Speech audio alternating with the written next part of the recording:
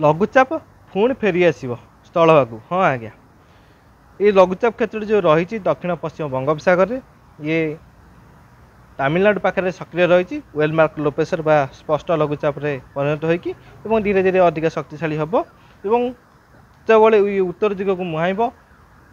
उत्तर दिग जो मुहाइब आंध्र प्रदेश आड़ को जो मुहाइब विशाखापट्टनम आड़े से समय कौन हम ना जो लघुचापर बाह्य बल रही उत्तर पटक ओडिशा उपर को बादल खंड रहा फल 20, 21 और 22 तारीख ये 3 दिन वर्षा देखा मिल अर्थात 20 तारीख 21 तारीख भल वर्षा ओडिशा पाइब एवं दिन में शीतुआ लगे अंधारुआ पाग रोहला पाग रोटे दुई स्थान प्रबल वर्षा देखा मिले अर्थात 20, 21, 22 भल वर्षा ओडिशा पाइब एवं जो लघुचाप क्षेत्र रही जो विशाखापट्टनम पाखापाखि 21 तारीख से समय कौन जो पश्चिमा झड़ रही पश्चिमा झड़ प्रभाव में ये लघुचाप क्षेत्र उत्तर उत्तर पूर्व दिग को मुहाइब अर्थात ये समुद्र आड़ को पलैब पश्चिम केन्द्रीय बंगोपसागर यह केन्द्रीभूत हम किंतु जो 22 तारीख बेलू पश्चिम झड़ प्रभाव कमिज एवं पश्चिम प्रशांत महासागर पूर्व वायुर प्रभाव धीरे धीरे पड़ो अर्थात ये दुर्बल लघुचाप क्षेत्रटी पुणी पूर्व वायुर प्रभाव में ये पश्चिम एवं पूर्व दिग को मुहाइब पश्चिम एवं दक्षिण दिग मुहाइब जहाँफल कौन हम ना ये 23 तारीख रु 25 तारीख मध्य आंध्र प्रदेश दक्षिण आंध्र प्रदेश एवं तमिलनाडु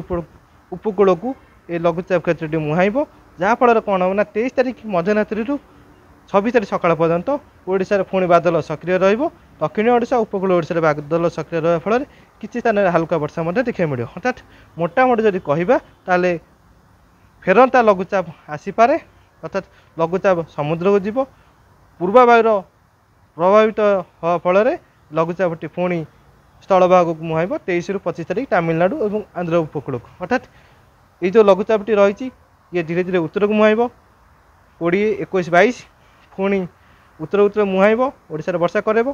पुणी जो पूर्वर उत्तर को मुहाइब समुद्र को जीव धीरे धीरे बादल खंड ओडिशा हटिया फल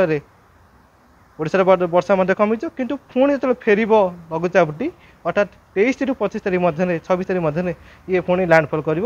दक्षिण आंध्र प्रदेश उत्तर तमिलनाडु जो लैंडफॉल कर ओडिशा किसी मात्रा बादल देखा मिले अर्थात गोटे मोटामोटी कहना फेरंता लघुचाप प्रभाव ओडिशा प्रभाव पड़ो किंतु 27 तारीख पर गोटे पश्चिमा झड़ प्रभाव ओडिशा देखा मिल पारे अर्थात जदि भी किसी अपडेट आसो निश्चित भाव में अपडेट करी आपण मैंने सब्सक्राइब करेंगे लाइक करेंगे शेयर करेंगे एवं परवर्ती अपडेट को निश्चित भाव में अपेक्षा करता जदि भी किसी अपडेट आसे निश्चित भाव में आपको जन।